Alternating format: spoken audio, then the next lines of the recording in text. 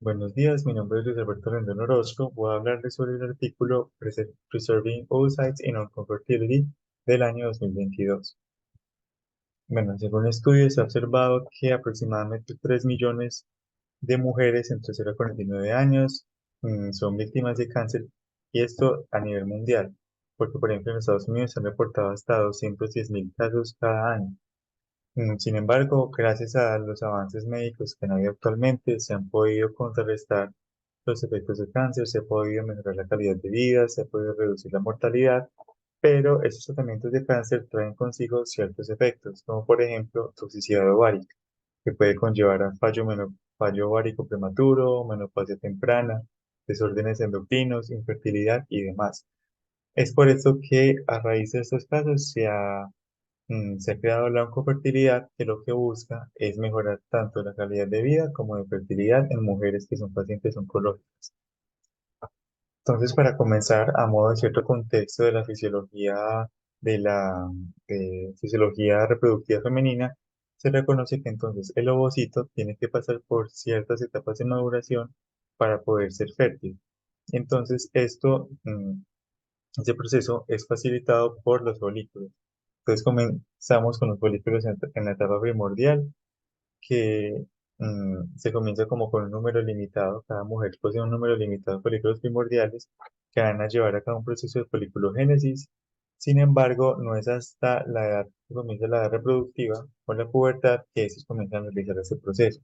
Y esto se da con la formación del eje hipotálamo hipoficiario ovárico, que comienza entonces desde señales desde el hipotálamo que envía entonces GnRH a la adenohipófisis para que se comience a generar hormonas como la luteinizante y la FSH para poder llevar a cabo esa folliculogénesis. Entonces es lo que vemos por ejemplo acá, como esas hormonas que inducen a esa maduración del folículo para poder también ayudar a esa formación del ovocito.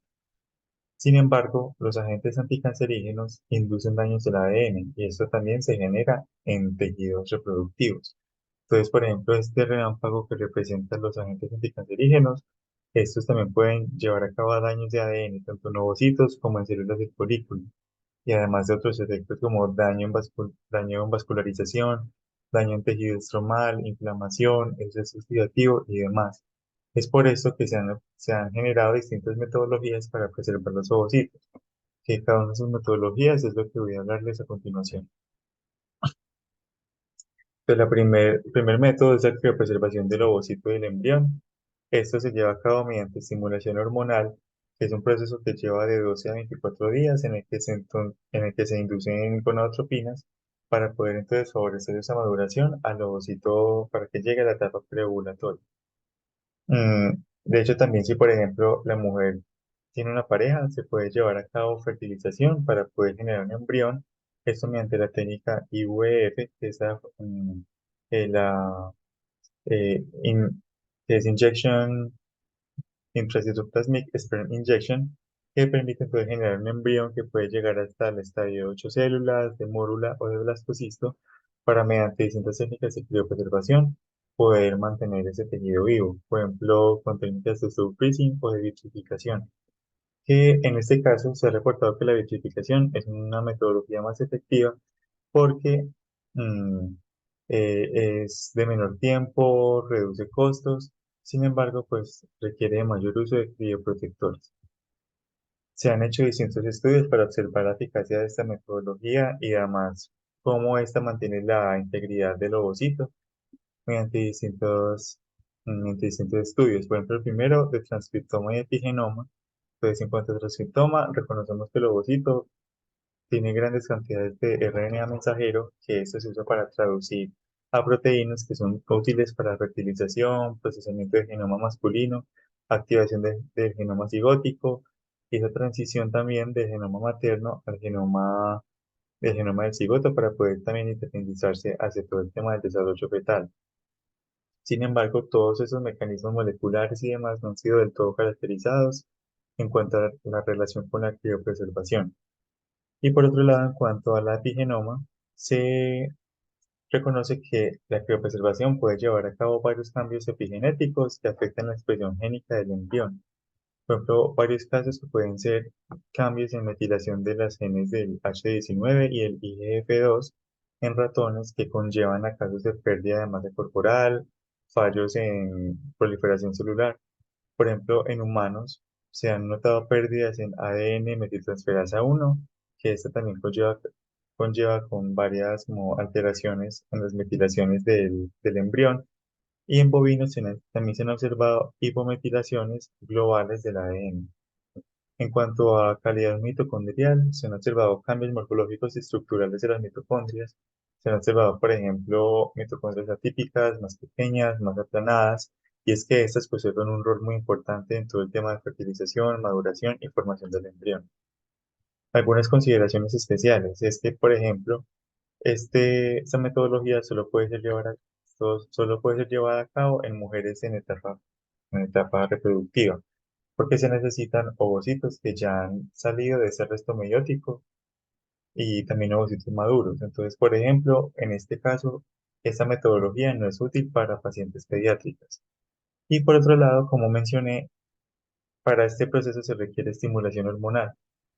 Y como mencioné que lleva de 12 a 24 días, esto requiere detener el proceso de tratamiento oncológico, lo que puede llevar a cabo varios riesgos según el tratamiento que se requiera y también, por ejemplo, según el tipo de cáncer. Por ejemplo, hay cánceres que son sensibles a estimulación hormonal, por ejemplo, el cáncer de mama, que se trata con gonadotóxicos, que por ejemplo en este caso la estimulación hormonal es aplicando gonadotropinas, lo que entonces podría ser contraproducente en este tipo de cáncer.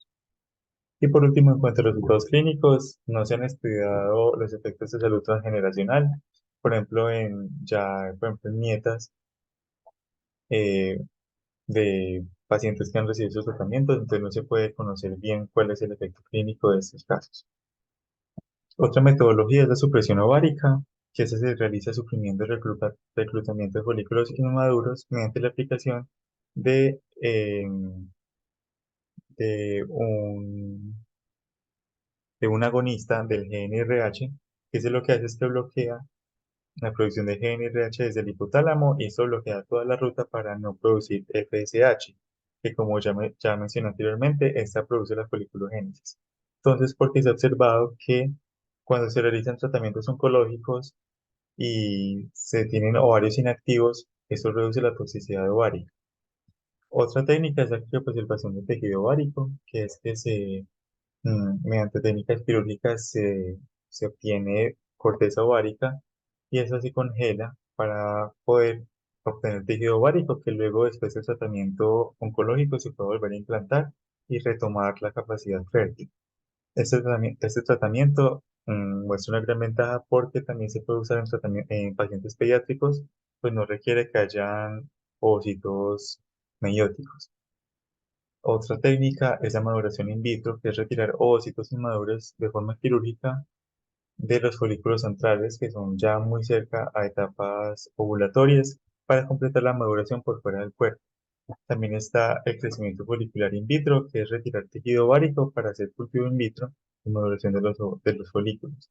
También se puede realizar la técnica de IVF que mencioné anteriormente y cultivar in vitro. Otra técnica es la transposición ovárica, que es mover los ovarios afuera del área de la radiación. Entonces, esto lo que hace es que separa los ovarios de las trompas de falopio y se adhieren a la pared abdominal, para que entonces cuando se realice la radioterapia, estos no se vean afectados. Sin embargo, esta técnica, pues, no se considera tan efectiva porque igualmente puede haber, por ejemplo, un desprendimiento de los ovarios o puede que igualmente la radiación llegue a los ovarios y genere la toxicidad que estamos evitando. Entonces, no muestra una gran efectividad. Y por último, también se habla de terapia auxiliar, que esta pues también muestra una gran ventaja porque esta modifica el impacto de la quimioterapia bloqueando vías moleculares. Entonces, por ejemplo, se dio un caso de sobreactivación de folículos primordiales por la vía PTN, que eso lo que hace es que bloquea los factores PI3K y AKT de la vía mTOR. Entonces, por ejemplo, esta lo que hace es que se puede tratar mediante inmunomoduladores, como es el caso del AMH, que aquí lo vemos, El AMH es un bloqueador de la activación del folículo primordial al folículo primario. Entonces, lo que haría es que detiene esa foliculogénesis que, como ya mencionamos, inactivaría esos folículos. O por ejemplo, vimos aquí en supresión ovárica, que activar esos folículos también reduce la toxicidad ovárica. Entonces, es un tratamiento que también es de gran utilidad. Entonces, finalmente, a modo de conclusión, vemos que a pesar de los grandes avances que han habido en los tratamientos contra el cáncer, aún así existen mm, como muchas oportunidades de investigación en cuanto a los efectos que tienen en fertilidad. Entonces, por ejemplo, como vimos, hay varias técnicas que permiten mantener esa fertilidad en pacientes oncológicos. Vimos, por ejemplo, la técnica de criopreservación de ovocitos y de embriones, pero que, por ejemplo, también hay técnicas que sirven para pacientes pediátricos. Como, por ejemplo, eh, vimos la supresión ovárica que sirve para pacientes pediátricos, la criopreservación de tejido ovárico, las terapias auxiliares, todos esos son técnicas que también sirven para pacientes tanto no en edad reproductiva como que sí están en edad reproductiva. Entonces vemos que hay un campo de acción enorme para el trabajo y la investigación en este tipo en este tipo de técnicas, en la oncofertilidad y también en cuanto a la relación de distintos mecanismos de señalización, distintos genes y demás para poder mantener esa fertilidad en la mujer. Muchas gracias.